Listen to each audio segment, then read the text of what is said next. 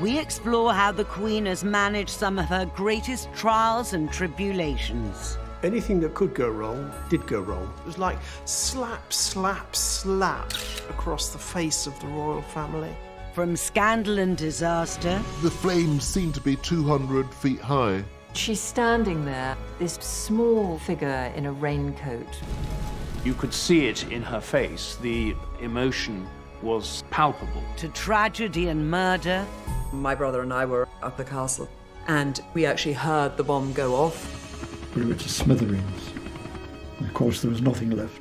And find out what it takes to be Queen when your family and the nation are tested to the limit. She is. She's getting out of the car. Nobody knew what the reaction was going to be. It was a very dangerous time for the royal family. Being queen, being monarch.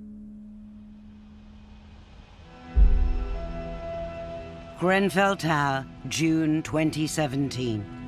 The worst residential fire in the UK since World War II. 72 people were killed. Dozens more were injured.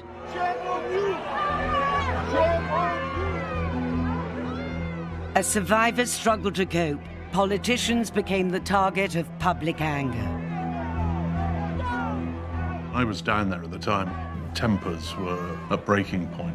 I remember standing in the crowd at the sports hall just under the A40. And suddenly this, silence. Here was the Queen. It's an appalling sight, she said, after hearing about the flames, but she has clearly noticed how this community has pulled together to help. She was talking to people without any of the protocol and sort of people surrounding her. It was just the Queen, defusing some of the anger and some of the emotion. I think when you have some colossal tragedy or national shock, all the usual responses are there. Anger, incomprehension. And the Queen somehow rises above that. When she appears, it's a different mood. I think it's come over very strongly. It's because the community's been to help. There she is, looking strong, smiling, giving comfort. And that's what the Queen does at times of national tragedy. Just 3 weeks before Grenfell, the Queen had gone to Manchester in the wake of the concert bombing. Throughout Manchester's Children's Hospital, there was a ripple of excitement when news spread this morning of the Queen's unexpected arrival here. The royal family in general, the Queen in particular, are meant to act as national conduits of feeling. So when the Queen turns up at the site of the Manchester bombings at Grenfell Tower, it is as if the whole nation is showing their sympathy, and that perhaps is their function. What the Queen called a wicked act had, she said, brought this city together. Very interesting how everybody has united, haven't they, here? Well, it's been amazing, really. I think the thing with the Queen is that she's always herself. She's not some actress putting on a part. So she's going there because she feels it's her duty to be there. It's a hard row to tread between, on the one hand, being stoical, being brave. You had enjoyed the concert, presumably? Yeah, it was really good. Was it? And on the other, showing that they feel, and perhaps the balance has swung over the Queen's reign. I got to meet her before the concert as well. She was lovely. Really? Yeah. Perhaps at first it was more about showing courage, steadfastness. Now it's a little more about showing feeling. But the important thing is just for the Queen to be there. It's almost like, as the mother of the nation, as she is supposed to be, you just want Mummy to be there in times of national trouble. By rushing to Grenfell and Manchester immediately after those disasters, the Queen got the mood of the nation right. But 50 years earlier, her judgment was not as sure. On the 21st of October 1966, a slag heap collapsed upon the South Wales mining village of Aberfan, engulfing the local primary school. The school lay in the direct path of the disintegrating man-made mountain. 144 people were killed, 116 of them children. Their children were buried in that mud. Mud almost filled the classrooms. With shovels, if necessary, with bare hands, they pitted themselves against the uncounted tons of slimy filth. Aberfan was one of the first great national disasters that the Queen had to handle. She issued a statement expressing her condolences, but rather than going straight to the scene, she waited and sent Prince Philip instead. The reason that she gave for this delay was that she thought that if she was there, she would attract attention when people should be dealing with their grief, and that's what she wanted to avoid. She said that she was terrified that all the fuss that would accompany her visit might mean, God forbid, that some child was missed in the wreckage. But it was misunderstood. A lot of people were incredibly critical. The monarchy doesn't care, etc. It was a huge national tragedy, and still the Queen did not show up.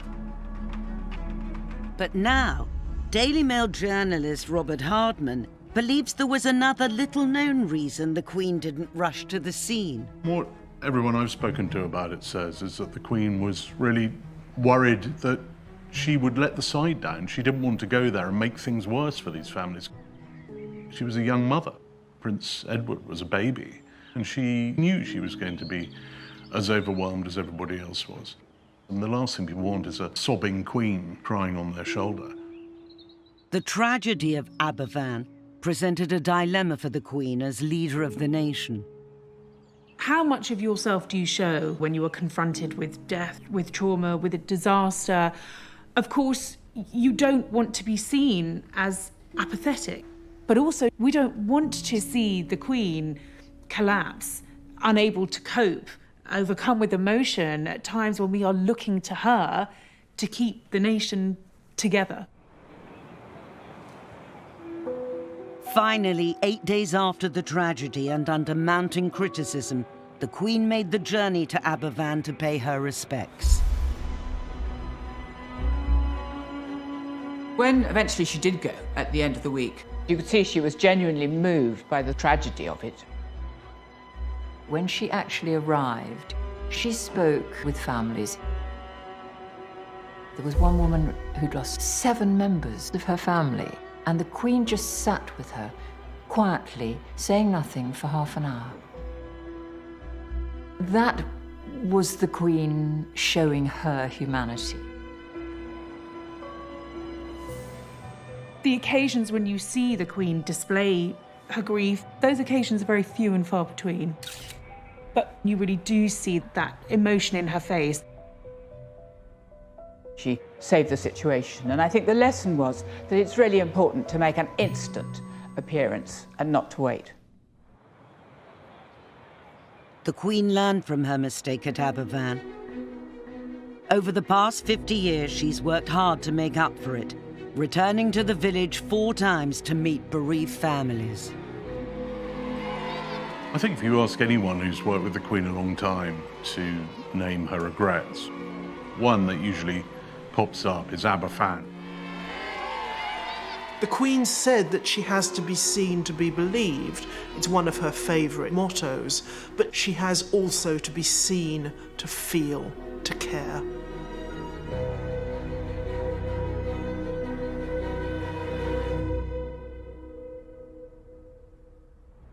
But 13 years after Aberfan, the Queen would again be tested by tragedy, and this time it would strike at the heart of her own family. The bomb was placed in the decking just under here.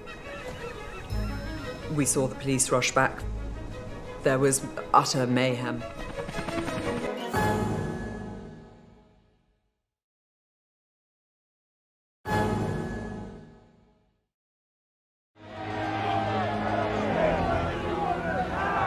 Winter 2019. Britain is bitterly divided by the Brexit crisis. On the 24th of January, the Queen makes a telling speech, to the Sandringham branch of the Women's Institute that's read as an allusion to Brexit. She talks of the importance of respecting the other person's point of view, seeking out common ground, and never losing sight of the bigger picture. This is the stuff of what being a sovereign is, uniting rather than dividing. It'd be very interesting to know what the Queen thought about Brexit. But she has transcended all that. The monarchy should be a unifying factor. People up and down the country admire her. Even Republicans admire her. They may dislike the principle, but they cannot fault the woman. She is all things to all man, and that really works. In a divided country, it often falls to the monarch to lead the work of reconciliation. But some of the most painful conflicts the Queen has had to deal with have been within her own family. It is fitting that here the present Queen should meet the Duke and Duchess of Windsor. He is her uncle, and when he gave up the throne, Princess Elizabeth was a girl only 10 years old. In 1972, the Queen would attempt to make peace with the man who nearly brought down the monarchy. The vendetta had been incredibly long-lived, bitter, horrible, and the Queen Mother had been utterly unforgiving. The Queen's mission would coincide with a state visit to France as Britain prepared to join the EEC the following year. In the National Archives at Kew, royal biographer Robert Hardman has uncovered some remarkable documents revealing the planning of the trip. Here is this very, very important state visit. Today we go on about Brexit, but what we're looking at here is effectively Brentry. This is Britain going into Europe with a lot of grandeur, with balls and dances and all the pageantry that Britain and France can deploy. So this is a very big moment. But for the Queen, the visit also had a personal dimension. Paris was the home of her uncle, the Duke of Windsor, formerly King Edward VIII, exiled to France after giving up the throne for American divorcee Wallis Simpson. This was the man who had abdicated in 1936, and the abdication had really shaken the monarchy. It was a dereliction of duty. It was the worst thing for the monarchy in the 20th century. And it had defined and shadowed the reign of the Queen.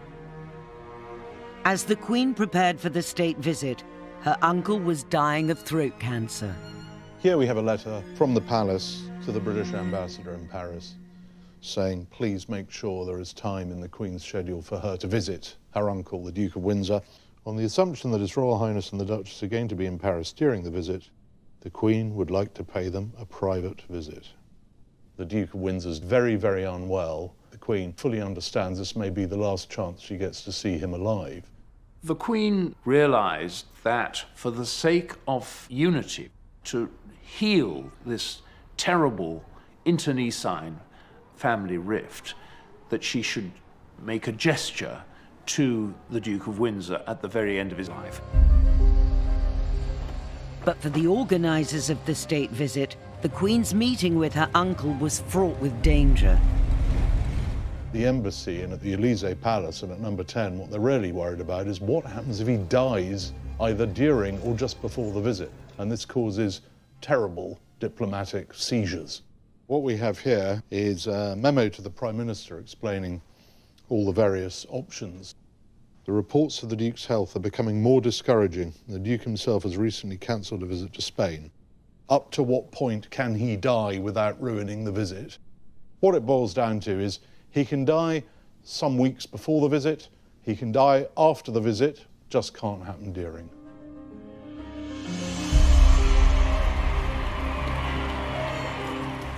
Finally, on the 18th of May 1972, the Queen, together with Prince Philip and Prince Charles, arrived at her uncle's home in the west of Paris and was ushered upstairs to the Duke's private sitting room.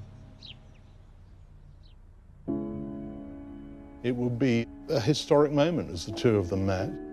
The Duke of Windsor was so ill that his doctor had implored him to stay in bed, but he insisted that he had to get out of bed and stand up and bow to his niece, the Queen.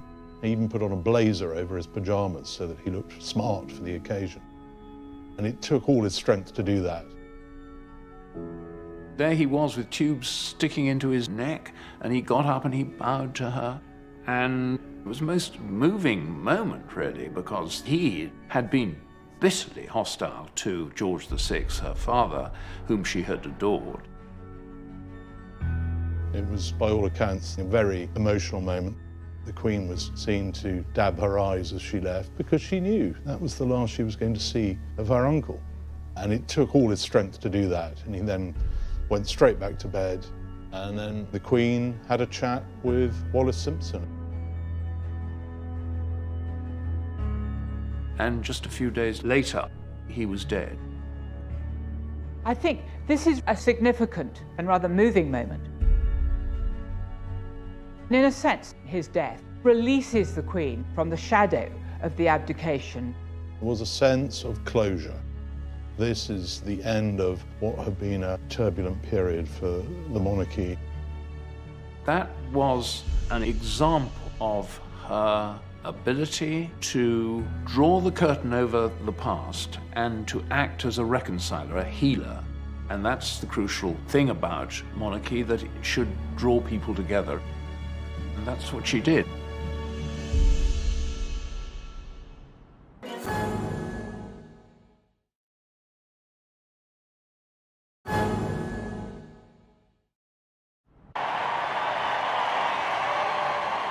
Over the course of her reign, the Queen has acted as a unifying force for the nation.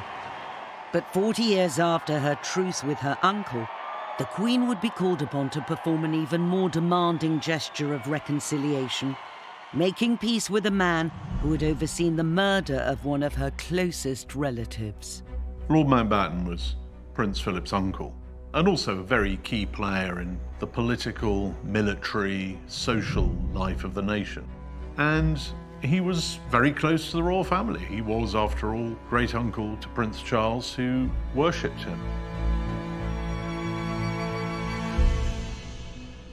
Every August, however, Mountbatten was off the royal scene, gathering with his immediate family at their summer holiday home, Classiebawn Castle in the northwest of Ireland. The whole coast was so remote, quiet. It was blissful.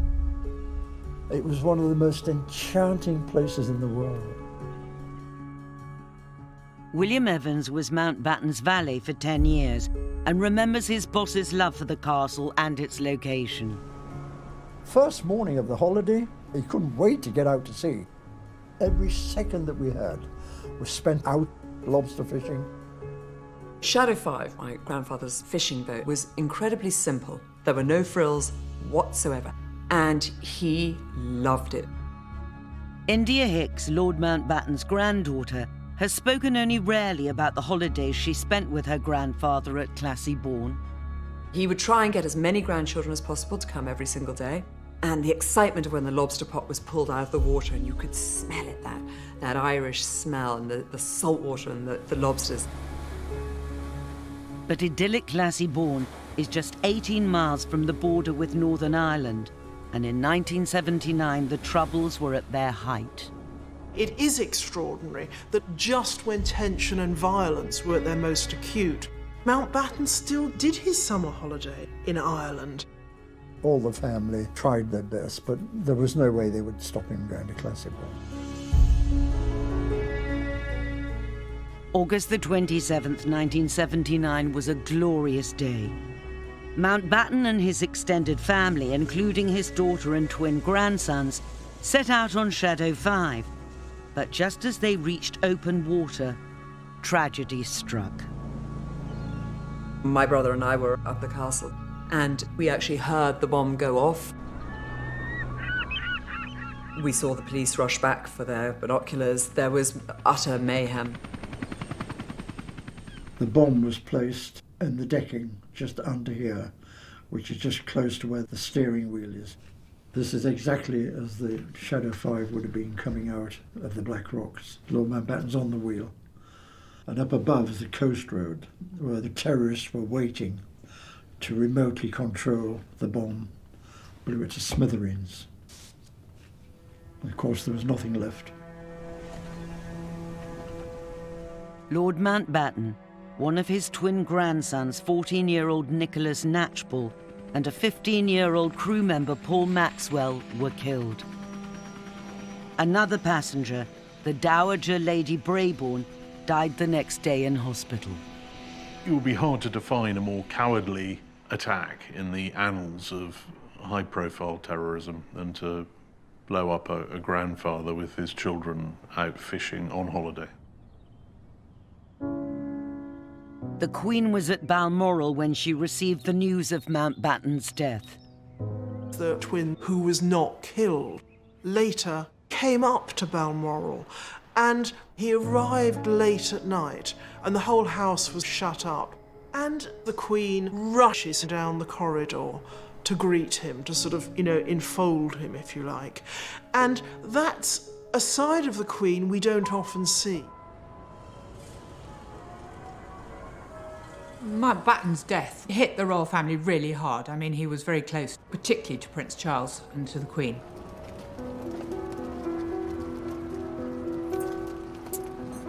The day of my grandfather's assassination, of course, is embedded in my memory.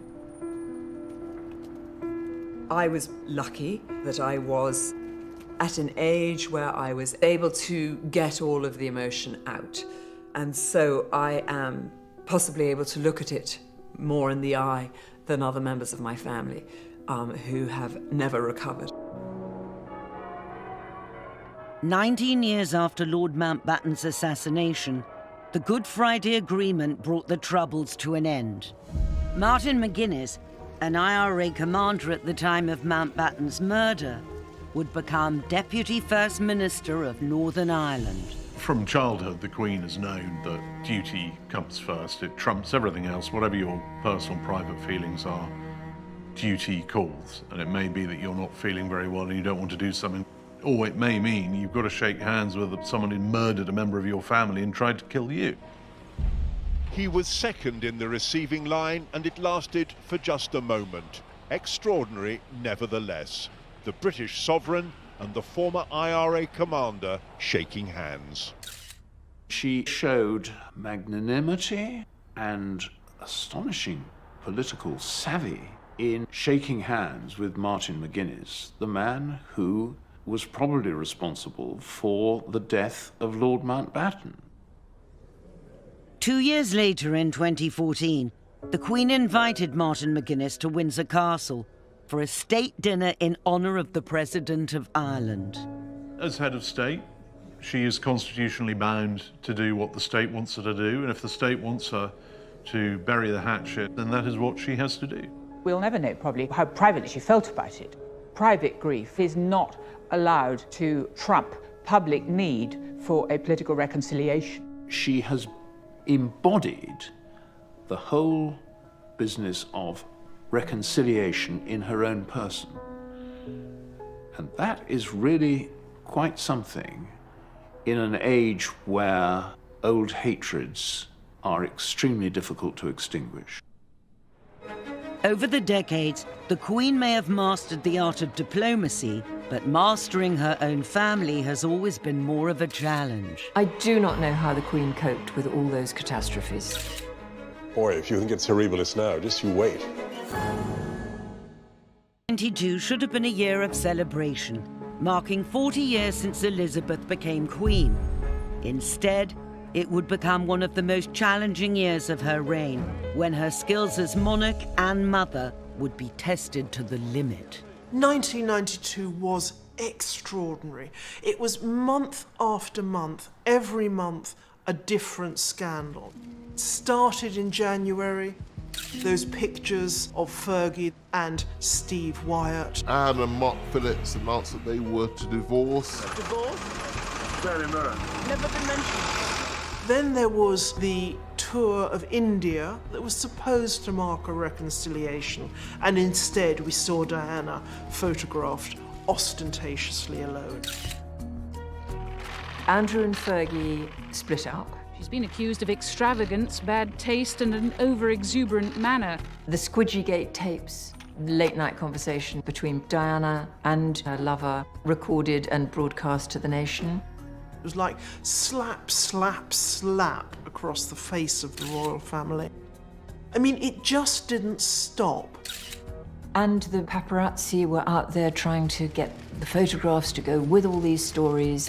Fergie is photographed having her toes kissed by her financial advisor. Papers say the pictures show the truth about his relationship with the Duchess. What is your exact relationship with the Duchess of York? Could you tell me that, please? And they were all at Balmoral when the news broke. And the Queen had to come down to breakfast and see them all reading the papers. Some of the stories were really things you wouldn't have wanted to discuss much with your own family, let alone with the head of state. The Queen herself is reported to have said to a friend, "Where did I go wrong?" One event did more than any other to shatter the picture-perfect image of the royal family. A biography of Princess Diana by journalist Andrew Morton. There was a huge build-up to the Andrew Morton book, and I had an idea of what was coming, but not quite sure what the scale of it was going to be. We were told to batten down the hatches and try and deal with it as best you can. But how do you deal with something that is there in print? The book contained astonishing, intimate revelations about Diana's married life. Diana had spoken via an intermediary to Andrew Morton about the horrors of her marriage, about the coldness of the royal family, about everything that you would never, ever in a million years expect a princess to talk about. It went crazy. It was in Parliament. It was discussed in every television programme. Here were stories about Diana throwing herself down a flight of stairs in front of the Queen Mother, about bulimia, about unfaithfulness in the marriage. Royal advisors love to control as much as they can. Suddenly, here was evidence of a total loss of control. That was the real earthquake behind Morton. The problem that the Queen faced was that the younger generations of royals were not adhering to these high standards that she herself had set, and therefore she was being undermined. In the 1980s and 90s, managing the succession of family scandals would become one of the Queen's biggest tests of judgment. The Queen's style has been laissez-faire. Sometimes I thought too laissez-faire. There were many times when I was working for Princess Diana when I wished that the Queen would intervene more. And I think there were times when a bit more direction from above could have produced a much happier result. Sir Martin Charteris, who was her private secretary, said that the Queen could judge when things were going badly, and she worked to try and put them right. Not so good in taking initiatives, in doing something new.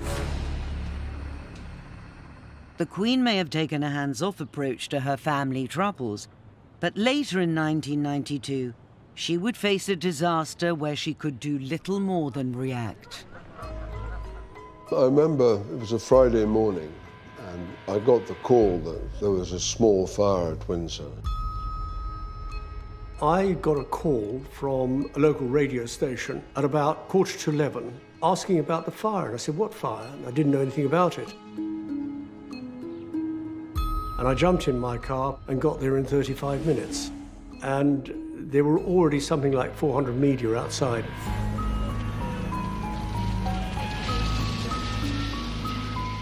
From 5 miles away you could see smoke, and you could actually see flames from about a mile away. It was horrific. I was probably the first BBC reporter there, and it was just astonishing to see this seemingly impregnable building in flames. The fire began in the North Wing when an unattended builder's lamp set fire to a curtain. What started as a fire in a small private chapel soon spread to some of the most famous rooms where some of the most important moments in modern royal history had happened. At one point, there was this extraordinary scene. Soldiers, castle staff, cleaners, cooks, all passing Leonardo drawings, carpets, vases, priceless items from hand to hand just to get them out of the path of the fire. The only member of the royal family who was in residence at the time was Prince Andrew. A shock and horror in the fact that it took hold so quickly. Her Majesty was shocked.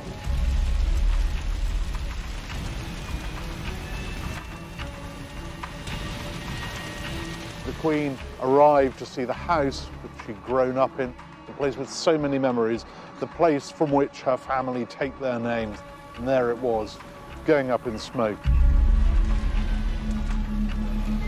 At one stage you thought, well, they've dampened it down. And the next thing, the Brunswick Tower right over in the northeast corner was like a chimney with flames shooting out.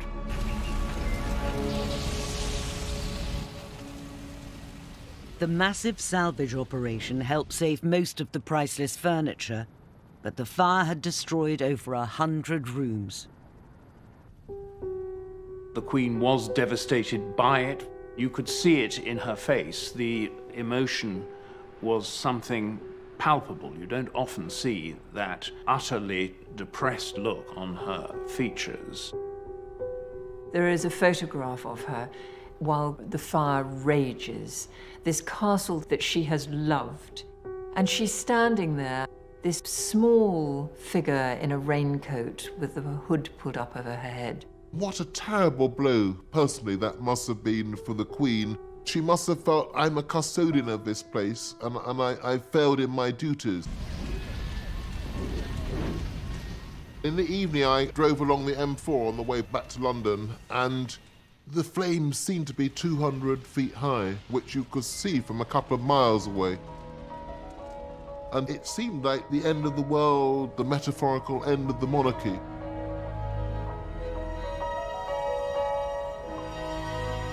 Four days after the fire, the Queen delivered a speech at the Guildhall in London. It was being made to mark her Jubilee, but at the end of a year of scandal and disaster, it became a plea for understanding. She had a very bad cold, and she'd also breathed in quite a lot of smoke. She was having some difficulty speaking, and she said to her private secretary, I think I'd really rather ask the Duke of Edinburgh if he could deliver this. And her advisor said, no, look, I think you need to make this speech. 1992 is not a year on which I shall look back with undiluted pleasure. It's a speech that's remembered for two words in particular. It has turned out to be an annus horribilis. Or to transpose it into the Sun's charming argot, one's bum year. And I think she felt those two words really summed up the year that she'd been through. I sometimes wonder how future generations will judge the events of this tumultuous year. I dare say that history will take a slightly more moderate view than that of some contemporary commentators. I think that was another rare moment where you saw the vulnerability of this woman. She may be monarch, but she is still, underneath it all, a woman who feels and hurts just as we all do. I think everybody realised, yes, of course, various members of the royal family have made mistakes, things have been done that shouldn't have been done. But that speech and that moment summed up, this is a human institution. And it did have that effect of turning things around. But 5 years later, the Queen would face an even greater tragedy that would shake the monarchy to its core. The country was desperate for some sign of grief from this royal family. I think it's disgusting that they have not appeared or said a word. It was a very dangerous time, I think, for the royal family.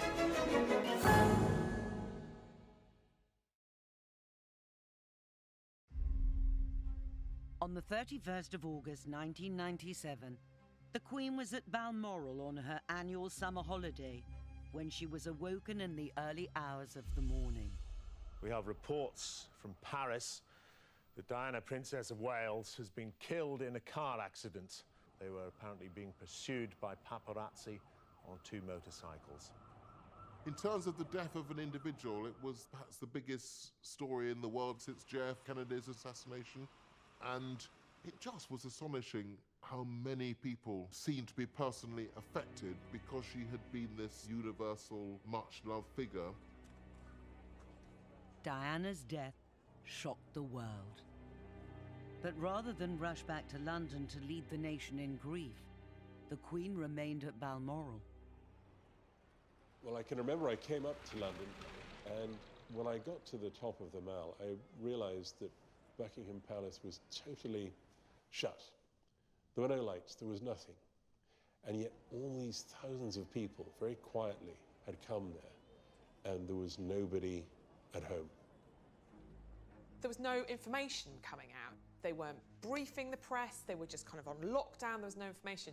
Clearly the country was desperate for some sign of grief from this royal family, who just seemed to be carrying on as normal.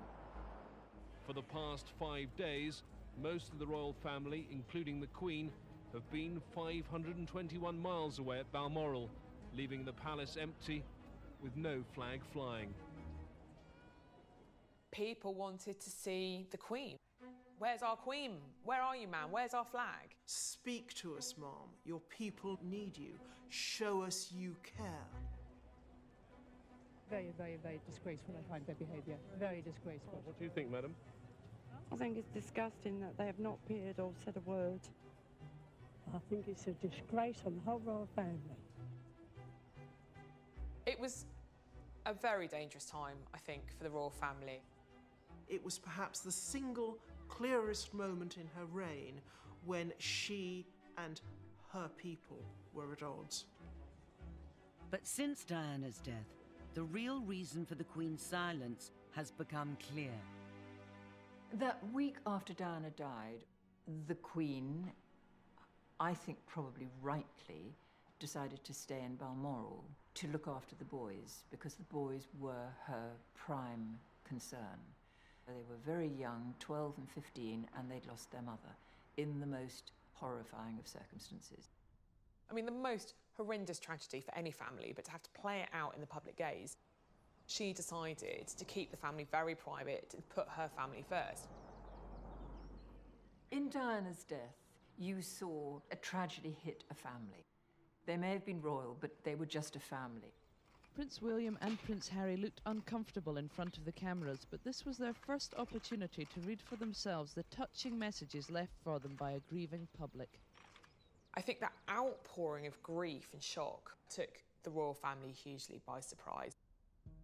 Certainly, I think the Queen was quite shocked and didn't really know how to deal with it. More than any other tragedy of the Queen's reign, the death of Diana was a conflict between her two roles. On the one hand, there's the public grief, and the Queen is expected to lead that. And on the other hand, a really terrible, traumatic tragedy for her as a private individual. And these two things meet in a way that they hadn't met before in her reign. Finally, 5 days after Diana's death, and as public anger was reaching boiling point, the Queen returned to London. There we see the Queen leaving Northolt now Airport on the way down from Balmoral. To me, the most significant turning point of the Queen's reign, and I was there covering it for the BBC live, was the day that she returned from Scotland. Wesley, what is the mood outside Buckingham Palace at the moment? It's extremely sombre mood and a very sombre scene. That there are literally thousands of people here.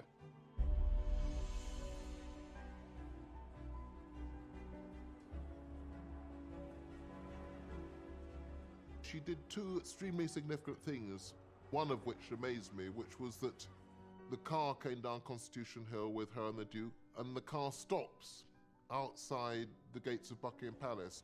It looks as though the Queen is about to, she's getting out of the car, Wes, and is going to talk to people. It's extremely unusual. This is almost unprecedented. I think perhaps the last time that the Queen was among her people outside the palace was the day the war in Europe ended.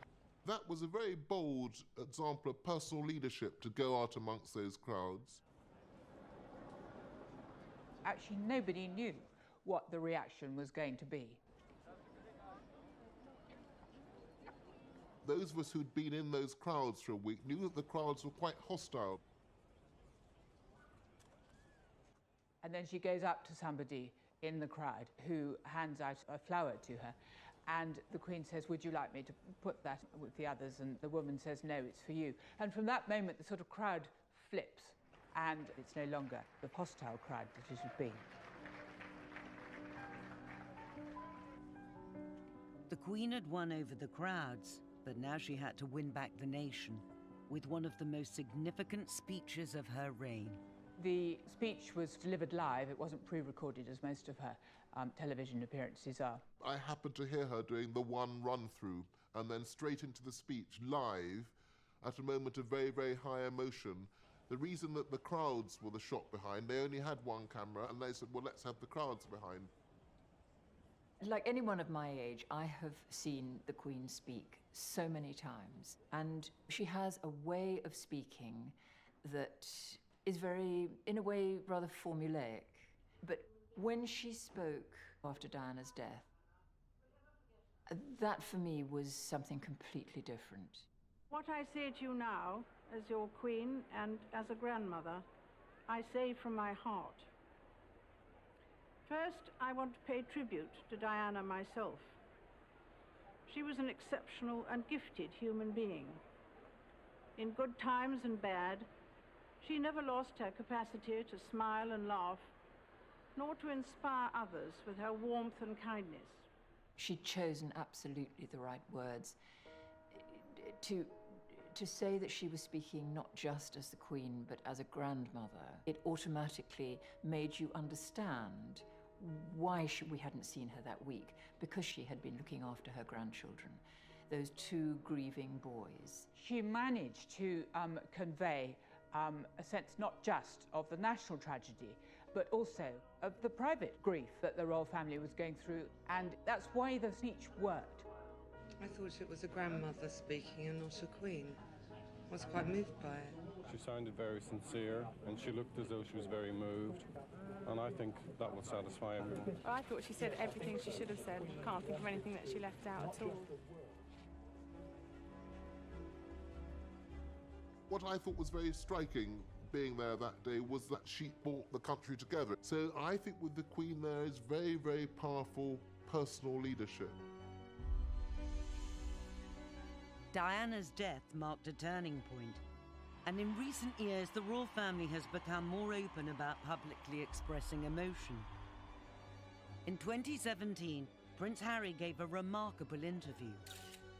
So Hazza, how are you today, really? Today I'm okay. I'm a little bit nervous, a little bit tight in the chest, but otherwise fine.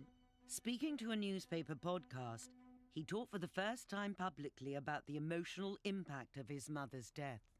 Losing my mum at the age of 12 and therefore shutting down all of my emotions for the last 20 years has had a quite serious effect. And actually, all of a sudden, all of this grief that I'd never processed started to come to the forefront. I was like, there's actually a lot of stuff here I need to deal with. In that interview, Prince Harry was incredibly candid. To hear him admit that it had taken him the best part of 2 decades to cope with the grief of losing his mother, to hear him talk about coming close to the point of a complete nervous breakdown, this was absolutely extraordinary. But it was 20 years of not thinking about it, and then 2 years of total chaos. Quite hard to believe that such a senior member of the royal family would be speaking so openly. For a century or more, the royals have been stoic about emotion. But what we want from our royals is changing. The youngest generation are very aware of that, and that really shows how far the royal family's come. In the future, it will be William and Harry that the nation looks to in times of grief and tragedy. The nation has always had a place in its heart for both of those boys. Having gone through such a personal tragedy, I think that resonated with people. Anyone who's suffering tragedy themselves can feel that Princes William and Harry understand because they have been there themselves, and they felt the pain just as anybody else would do. I think William and Harry both inherit different qualities from different family members. So William has got a bit of his grandmother's and his father's stoicism. Harry's hilarious. Welcome to Canada! Grab a pic and grab a picture! See all the competitors come by. He's his mother's son. He's very warm and he wears his heart on his sleeve. The Queen and members of the royal family are part of an institution that was going long before they arrived in the world and will still be there long after they've left the world. And I think that gives them a very unique perspective on the things that go wrong in life. I think you could do a lot worse than those 4 youngsters leading the new generation.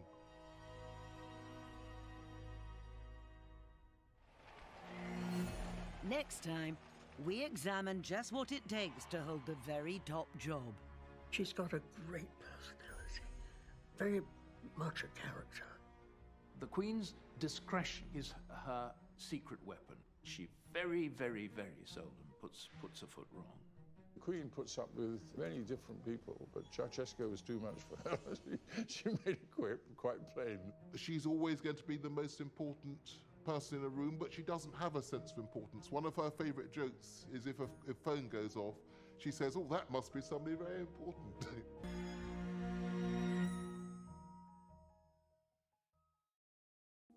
And suddenly this silence. Here was the Queen. It's an appalling sight, she said, after hearing about the flames, but she has clearly noticed how this community has pulled together to help. She was talking to people without any of the protocol and sort of people surrounding her. It was just the Queen, defusing some of the anger and some of the emotion. I think when you have some colossal tragedy or national shock, all the usual responses are there. Anger, incomprehension. And the Queen somehow rises above that. When she appears, it's a different mood. I think it's come over very strongly. It's good for the community to be able to help. There she is, looking strong, smiling, giving comfort. And that's what the Queen does at times of national tragedy. Just 3 weeks before Grenfell, the Queen had gone to Manchester in the wake of the concert bombing. Throughout Manchester's Children's Hospital, there was a ripple of excitement when news spread this morning of the Queen's unexpected arrival here. The royal family in general, the Queen in particular, are meant